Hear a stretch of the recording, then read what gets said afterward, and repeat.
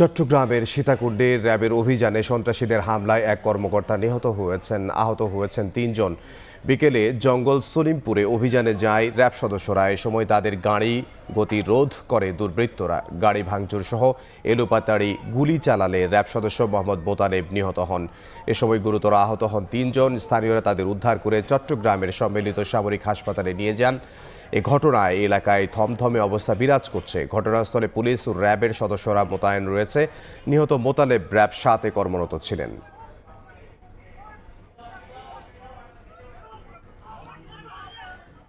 এ বিষয়ে বিস্তারিত জানব। চট্টগ্রাম থেকে সরাসরি যুক্ত হচ্ছেন সহকর্মী পার্থপ্রতিম বিশ্বাস।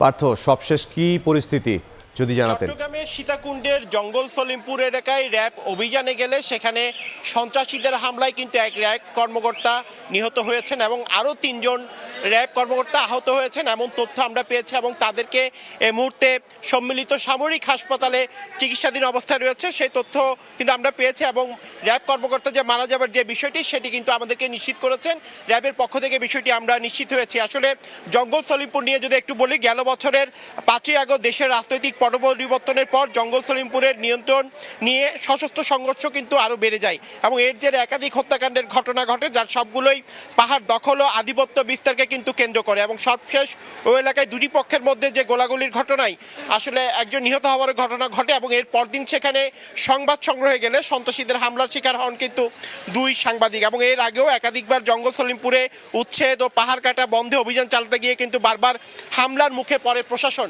তবে আজকে কি ঘটেছিল এবং র্যাব কর্মকর্তারা তারা কি কারণে অভিযানে গিয়েছিলেন সব বিষয় হয়তো আমরা জানতে পারবো যখন পুরোপুরি আমরা র্যাব সদস্যদের সাথে কথা বলতে পারবো, তখন হয়তো আমরা সার্বিক তথ্য জানাতে পারবো। এই মুহূর্তে আমরা গণমাধ্যম কর্মী যারা রয়েছেন তারা সবাই এই মুহূর্তে চট্টগ্রাম মেডিকেল কলেজ হাসপাতালে অবস্থান করছে এবং যারা আহত হয়েছেন তাদেরকে চট্টগ্রাম মেডিকেল কলেজ হাসপাতালে আনে কিনা সেই বিষয়টির জন্য কিন্তু সকল গণমাধ্যম কর্মী যারা রয়েছেন তারা এই মুহূর্তে কিন্তু এখানে অবস্থান করছেন। এবং জঙ্গল সলিমপুরের কথা যদি আমরা জানি, আমরা পুলিশের সাথে র্যাবের সাথে কথা বলার চেষ্টা করেছিলাম, তারা আমাদেরকে জানিয়েছেন এই মুহূর্তে জঙ্গল সলিমপুরের যে নিরাপত্তা সে কারণে জঙ্গল সলিমপুর পুরোপুরি তারা কিন্তু নিয়ন্ত্রণে রাখার চেষ্টা করছেন এবং সাধারণ মানুষজন যারা রয়েছে এলাকাবাসী যারা রয়েছেন তারাও আমাদেরকে বলেছেন এই মুহূর্তে কিন্তু অনেকটাই প্রশাসনের সদস্য যারা রয়েছেন তারা সেখানে অবস্থান করছে এবং অনেকটা ভীতিকর পরিস্থিতি কিন্তু সেখানে রয়েছে।